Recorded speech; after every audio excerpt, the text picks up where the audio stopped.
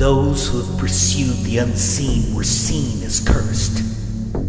Sometimes they were.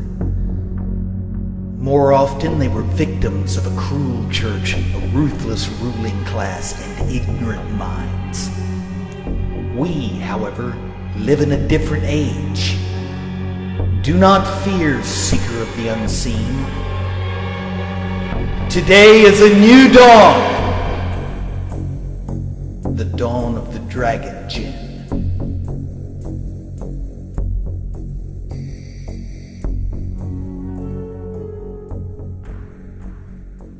Hello, my name is Aristomenes, and welcome to another installment of Dragon Jinn Alchemy, a series of discourses on a system based on the first book of the Lesser Key of Solomon and alchemical cultivation in combination with the methods of conjuring. The whole point is to be able to establish a relationship with 72 formations of awareness, or entities, if you will, and some more, in the context of personal cultivation to build the Temple of Solomon, which is a metaphor for your own being, your magical body, your higher awareness.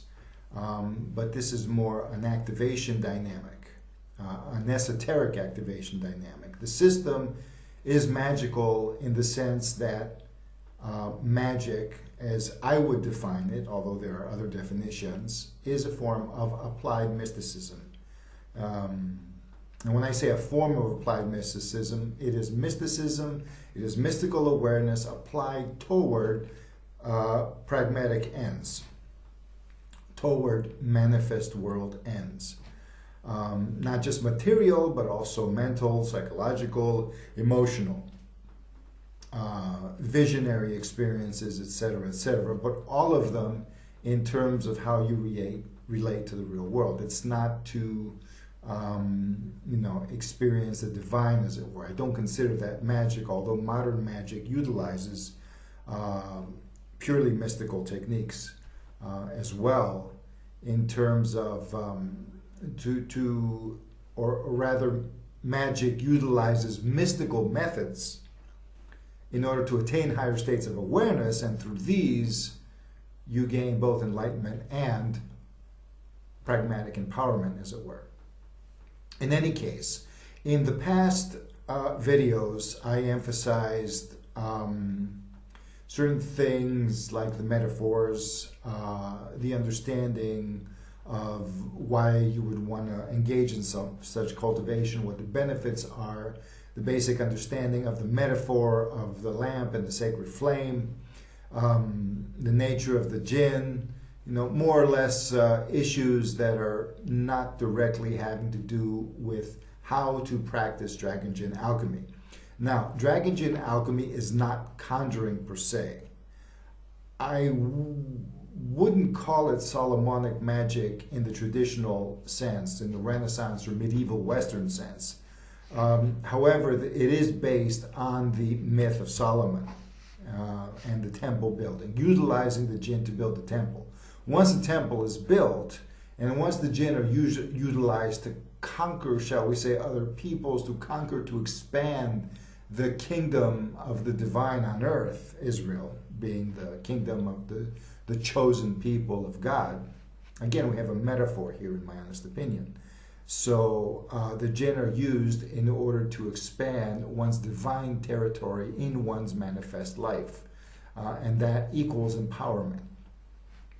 So this is how Dragon Jinn alchemy, trademark, would interpret it. And I use, again, a name I came up with myself in order to not confuse this system with other existing systems, although it benefits from the tools offered by those systems, East and West. Now, this particular video deals with the process of engaging with the Dragon Jinn. Again, I call them Dragon Jinn and not just jinn, they're not just spirits, because first jinn, because they connect with the myth of Solomon in the sense of how the Quran explains it. That's why I don't consider the jinn fallen angels. They are a separate category of being. However, the jinn are not pure spirit as the angels are, so they are not aligned with that, and thus they are as fallible, at least as fallible, more or less, as human beings in their own way, who are made of the elements of water and earth, mud and clay, whatever. So each of these are different levels of being becoming, and all of them are part of human wholeness. Now, and that's unique about human beings. They can integrate the level of the flame, the level of the jinn within themselves, grow that part of themselves, enhance it, because it should be naturally established, as a human being grows, but social conditioning and certain, conditions adverse to that kind of development in human society kind of work against that. Now, at the same time, in mystical awareness, often one attains a higher state, but on grounds from the physical plane, almost having to deny the physical plane, or else only partake of it in the sense of not being attached to anything. And I'm not talking about being attached in the sense of grasping, obsessive, pathological, but I mean enjoying it, being attached in the sense of being vested in every single experience one desires to have and can have. That is a healthy experience for that person. Now, what is a healthy experience? Well, a natural fulfillment of one's desires that is not associated with harming oneself or another, that is not associated with undermining. Basically, if you have a healthy sense of empathy, you know what I mean. If you can feel the other person's distress and pain for an action that you would that you would engage in, then that means you are harming them and harming yourself, so it's not healthy.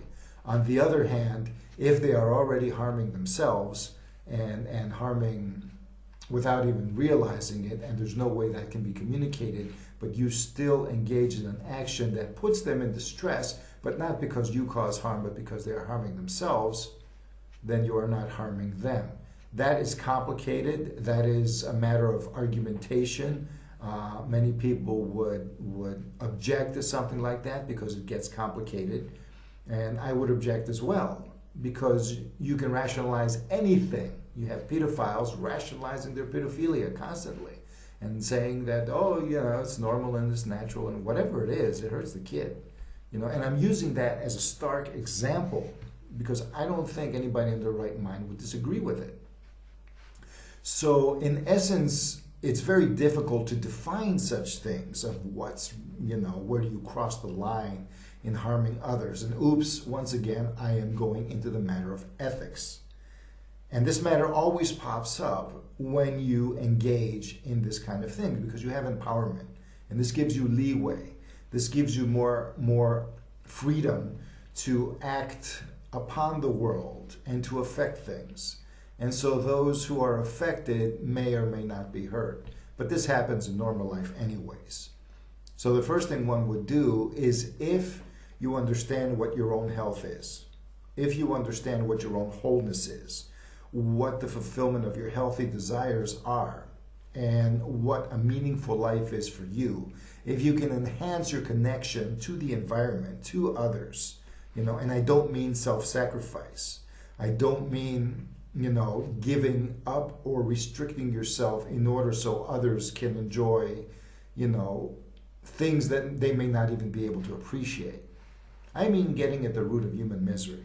For me, there is no greater aspiration than to, face the issues that the Buddha faced, for example. Human suffering. Why and how do we suffer? It's not the fault of existence, in the sense of existence is bad, let's leave it, let's forget about it, let's go into some other realm, some other existence, some other unmanifest or pre-manifest or womb-like state. I don't aspire to that. That is not my thing. I do believe that in order to be able to handle this world in a balanced way, in a healthy way, that we need to be able to discern what is going on. So as much as I keep getting into this ethical thing as if I'm having an argument with myself, in reality, I want to share something that I'm passionate about. And this something is a tool in order to be able to cultivate discernment. And along with discernment of more than just rational, manifest, logical things, more than objective reality, a discernment of deeper layers, and a discernment that leads to an empowerment, and that is part and parcel of that empowerment to apply that discernment in real world problems. Seen and unseen. Just because it's unseen doesn't mean it is not a real world problem or situation. Life, liberty, and the pursuit of happiness, that I do believe in. And you don't have to sacrifice others to attain it. However, the world is not a healthy place for the most part. There are beautiful things in it. There's much beauty, there's much meaning, there's much of everything. And I wouldn't change it. I wouldn't exchange it for another world. What I would do is look deeper to help make it whole and hale and healthy. So, this is what my idealism, you might say, is fired up about regarding Dragon Gin alchemy. However, if you want the system only for personal gain, then you can pursue it that way and see where it takes you. Because it might just take you to reevaluate the situation where personal gain is concerned. It doesn't mean you have to evaluate to the point that you give your all and have nothing left for yourself. It just might mean that you redefine what personal gain is. The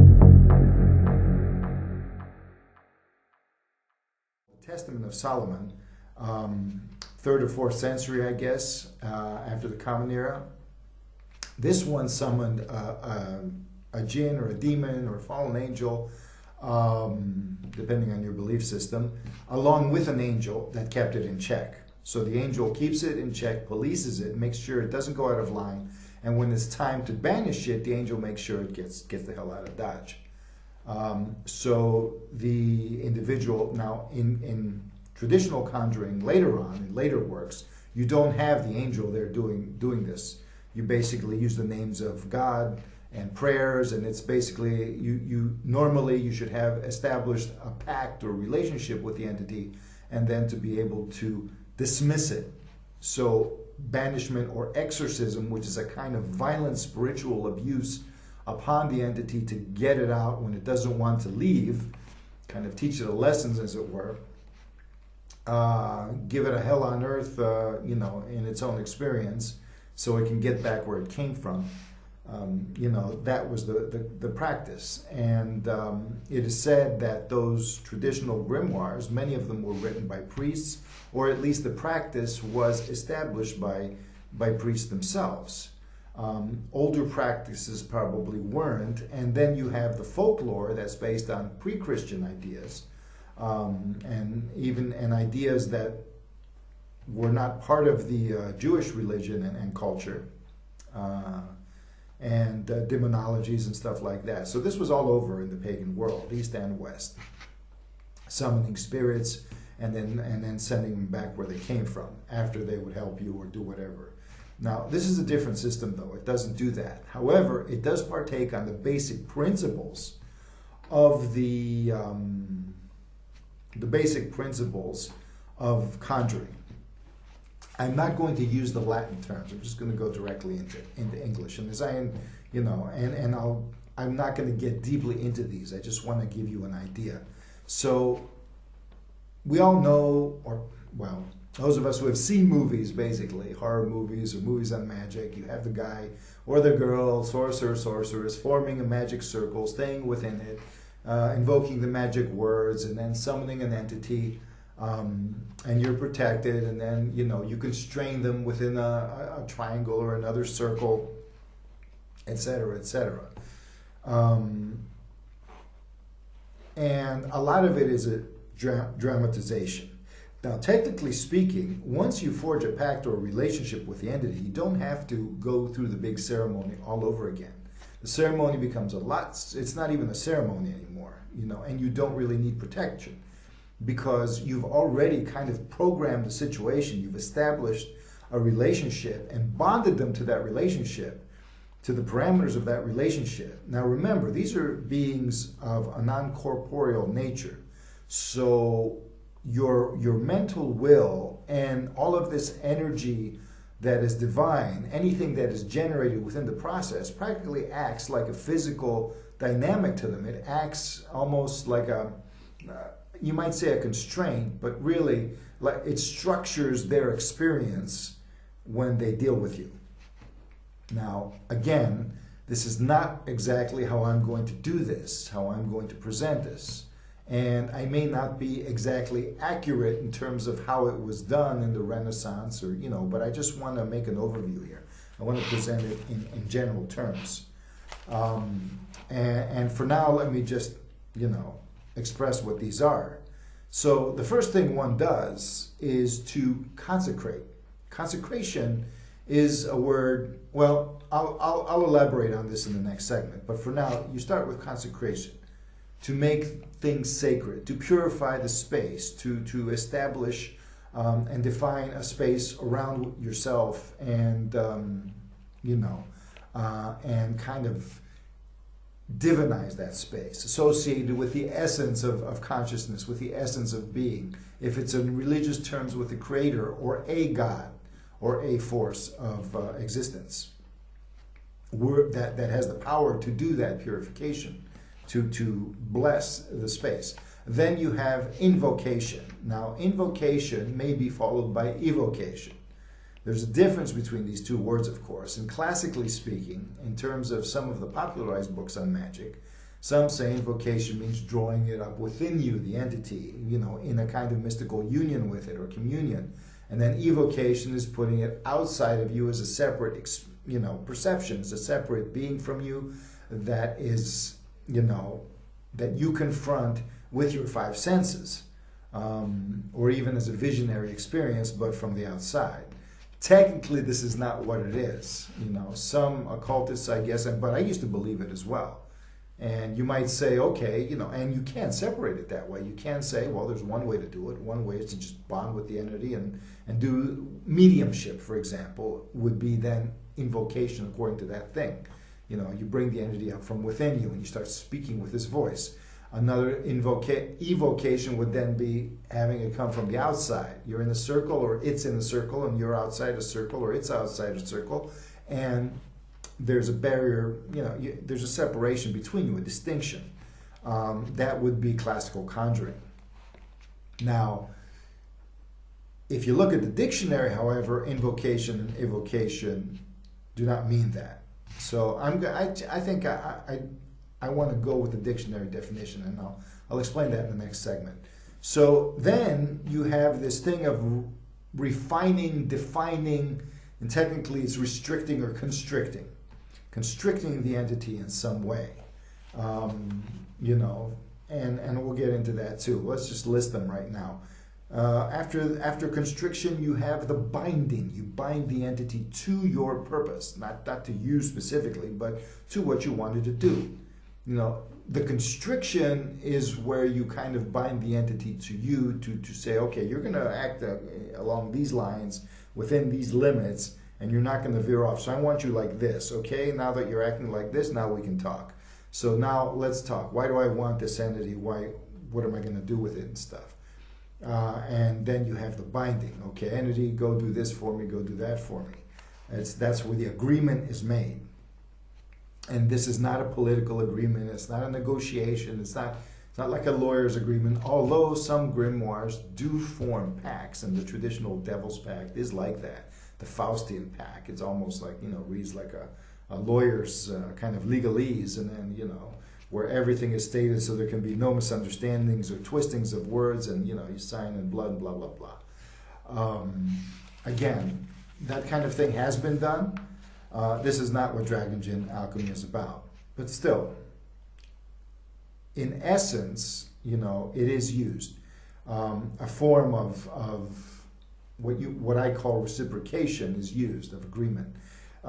Even the Bible has that. The covenant with Yahweh, with God, basically, and with the biblical Old Testament divinity, is an agreement like that. And it's not binding the divinity, but it's how these agreements were. And both the children of Abraham, shall we say, and the divinity itself are bound toward this agreement. The divinity by choice, and the children of Abraham also by choice, and because they benefit from it, even though they get punished whenever they veer off and try to screw God, according to the biblical accounts.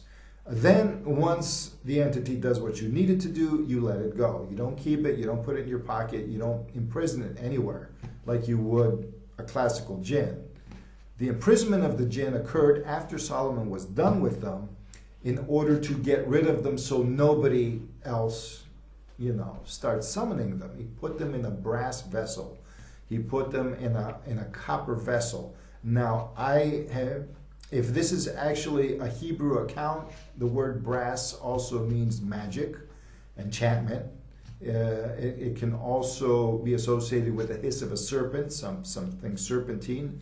It can be associated with something shining or luminous. So it may be a metaphor for higher awareness or the energy body, or banish them to another plane. In any case, contain them somewhere and then put them in a pit or a well in Babylon, some kind of sinkhole, which is usually translated as a lake. And from there they were discovered, fished up, and released into the world. But you don't have a kind of, okay, I got my genie and I put it in here. That practice does occur, but it's not what we're doing here.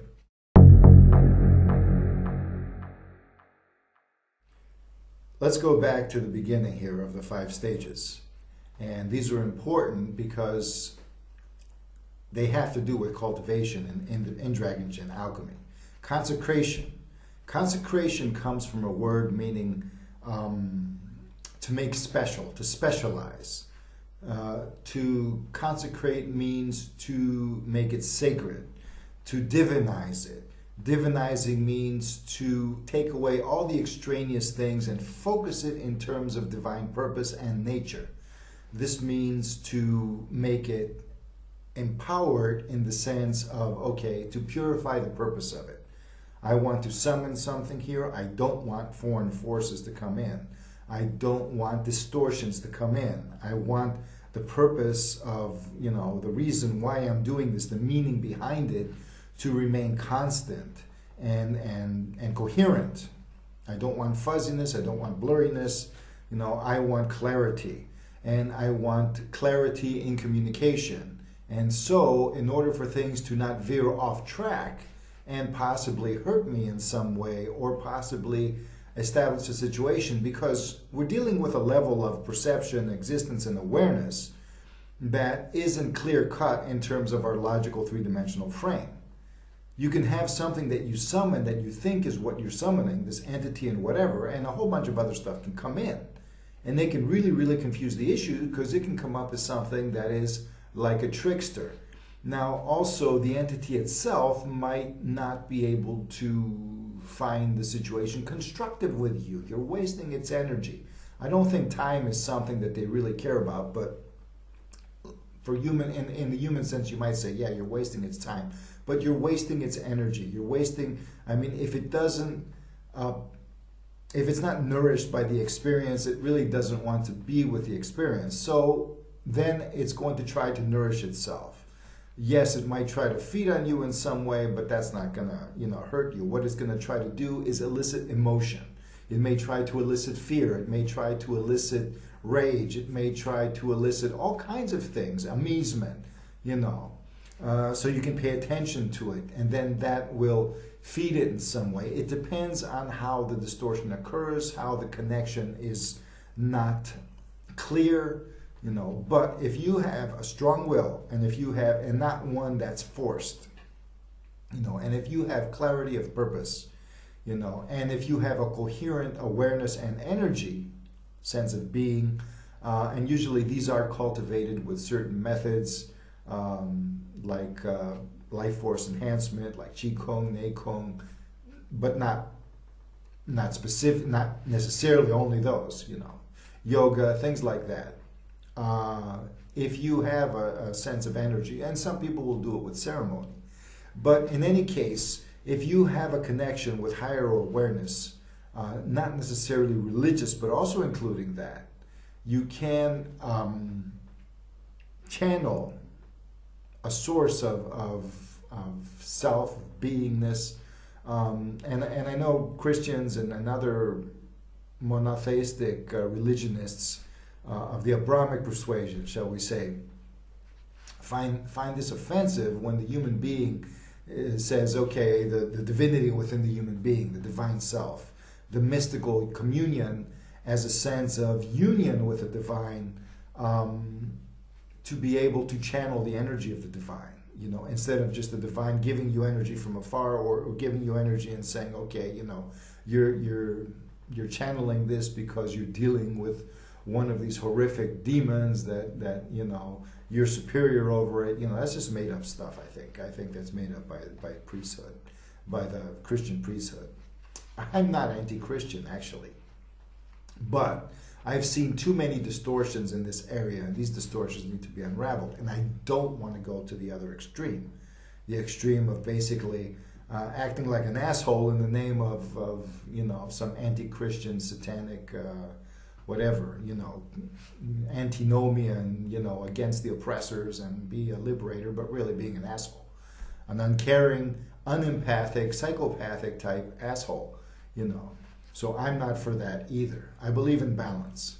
So in any case, consecration is a must, because you clarify your purpose, you clarify your energy, you clarify your sense of meaning, and you do this in a way that's sustainable. You need to be able to concentrate, to sustain your awareness, to sustain your focus.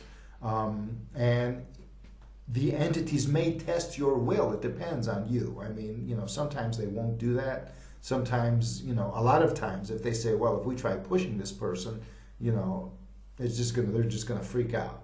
And sometimes they'll say, yeah, let them freak out. Other times, But I think that the evaluation is always because it is their best interest to be able to form constructive relationships with people, because they know that this system especially is not about enslaving them. It is not about making them perform a service. It is about cultivation, where the temple, where the human being can be enhanced to a certain zone that not only makes the human's life better and happier and whatever, more fulfilled, but also establishes a clear energy and coherence and discernment with respect to the world.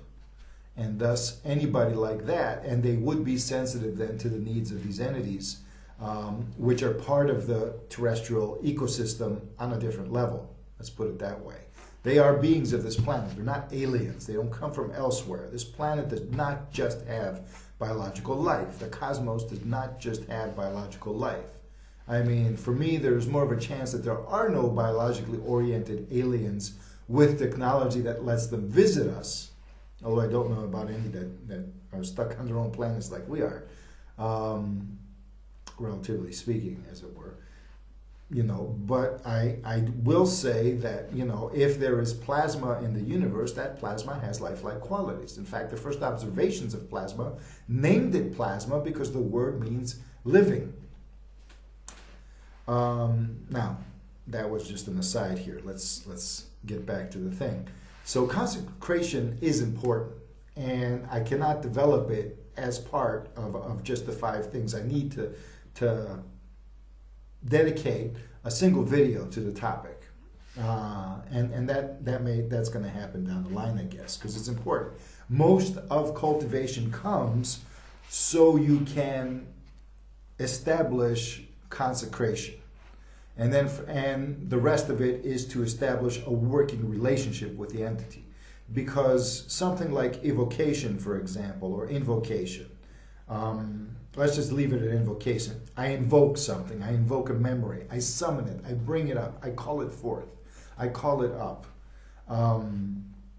And so creating a situation where whatever this entity is, as a vibration, as a felt presence, as a perceived presence in some manner, initially very subtle, although some people who go through the ceremonial claim it's very overt, it comes physical, it starts moving things, poltergeist phenomena, but this is not what this kind of thing is about. This is more gentle, and it's based first on psychological cultivation, and then it moves from there. You develop a deeper sensitivity, and through that sensitivity, your experience with the entity is enhanced. So invocation means that it establishes also the products of cultivation, like meditation, focus, etc., in order to be able to establish a vibration or a sense of will, something that can connect to the entity. These things are all around us. I mean, it's not like, and they don't exist locally. They are non-local beings. You don't have material, for example, let's say they're made of plasma, and plasma is electromagnetic, and electromagnetic operates at the speed of light. So then you have relativistic effects. You have zero distance. They're omnipresent then. A photon, for example, flying around is omnipresent. Some physicists say you might as well have only one photon that's everywhere at once, that just gets jiggled into perception whenever we activate electrons or, like electric currents through a filament and through other means and stuff, energize atoms. So you do have relativistic effects. And so if these beings, for example, are made of plasma or a form of plasma, they would be imperceptible otherwise until there is some kind of resonance with them, because our nervous system also is ionic in effect. There are ions, so it's made of plasma. We have an electromagnetic field that emanates from the heart, for example, which has iron, which is a magnetic iron, and a bunch of ions which are electrically charged, and this thing emanates, it's measurable at least to about 10 feet, a 10-foot radius. Our whole body operates on electrical processes. All our chemistry is electrical in nature, charges flowing back and forth, and there's a whole bunch of magnetism going on too. So essentially, you do have an electrical body, and this electromagnetic body or field, if it is coherent to the point that it imitates the life of your chemical biology, and even beyond, if there are other factors that science has not measured or may never measure as science, because it's just you can't access it that way, then you would be able to resonate with these beings who are self-similar. That's why I use this analogy with the flame, even though you might I'm repeating it ad nauseum. Essentially, we have a tendency to have a certain energetic dynamic within us. Some people call it the aura as it moves out of the body, but the ancients in India called it the subtle body that was made of more than one layer. Again, that's a discussion for another time. So by establishing that self-similar coherence with the entities through your own energy body, they can come into communion or communication with you. Once that happens and you have a way of sensing them, you move into the delineation stage. You basically outline the form to make sure that distortions don't set in. You say the form is, the refinement of the entity is one that is even more resonant and self-similar with you. Basically, they need to look human. They need to act human. They can't act like a slug. They can't act like an amorphous abstract equation. They can't act like a force of nature. They need to be able to speak or think or feel in a way that you can understand. And they need to do so in what might be called a civil and balanced manner. So there are ways of defining the situation that lead to that kind of harmonious interaction. You don't want, people are afraid of possession and this and that. Well, if that happens, That happens in the same way as brainwashing. It happens when you don't have a will of your own. Such a thing happens if you don't know what you are doing. And it happens in a context of doing a half-assed ceremony, or if you're biased, or if you're afraid. I understand. I have felt that kind of pressure from the entities, but later on it was shown that, as long as you can develop your will, but not your stubborn willpower, this is your force of intention, your force of desire, without straining, a relaxed, balanced state and a focus. And as long as you can develop the power of your will and you're clear about what you want and what you want is coherent with their nature, then there's no friction. However, you may find that, or at least I found it in communion with these entities, there have been points of contention for whatever reason. And sometimes when you have a communion with these entities, other factors get in, like, for example, somebody might not like you in your life, and that kind of energy or emotion might still be present and might affect the connection. And you think it's coming from the entity, but it's actually coming from another person. And you have enemies or something like that. So these factors would need to be taken into account, but to take them into account, you need discernment. You might not be able to perceive such a thing. So, by cultivating the system, you're able to weed out the rough spots. Now, the rough spots that are going to be in there, already the system is structured in such a way that they're not going to be overwhelming. Of course, I base the system on my experience and the experience of people who are mentally healthy. So if you have some kind of disorder, do not engage in this. If you're taking medication, do not engage in this unless you can somehow overcome the need to take that medication. These are irregular conditions, I'm speaking of somebody who's healthy physically, who is healthy mentally. Even though they might not be the sharpest tool in the shed, they still have a sense of who they are and what they want in life, again, if the question of morality comes in, or ethics, just keep going and see where it takes you, because this system is not structured to just cater to somebody's arbitrary, non-empathic whimsy. But at the same time, I don't want to moralize on people and tell them what is moral and what isn't. It's just that, if the entities fucking, see that you're trying to be an asshole or trying to, get something for nothing where they're concerned, they're not going to help you no matter what you do. They'll just shut down. And if they don't shut down, then they might end up deceiving you. These things are all geared to build a temple. And the temple is meant to be something in your best interest. So in any case, if you can commune with them in a way that is civil and create a connection, they will share energy with you. And as they share energy, they will be able to activate certain latent abilities that they represent.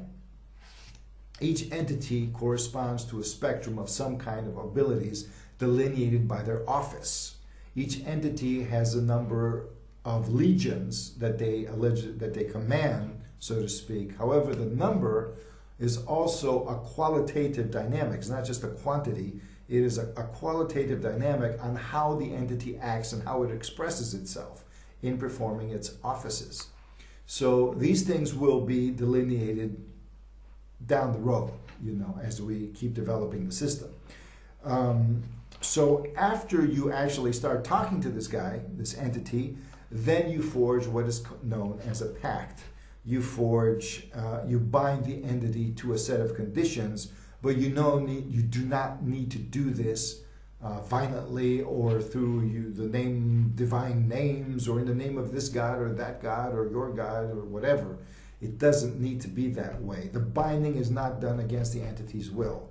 In this case, in this specific system, the relationships have already been forged toward the purposes of cultivation and to activate the abilities of these entities in your life so you can find,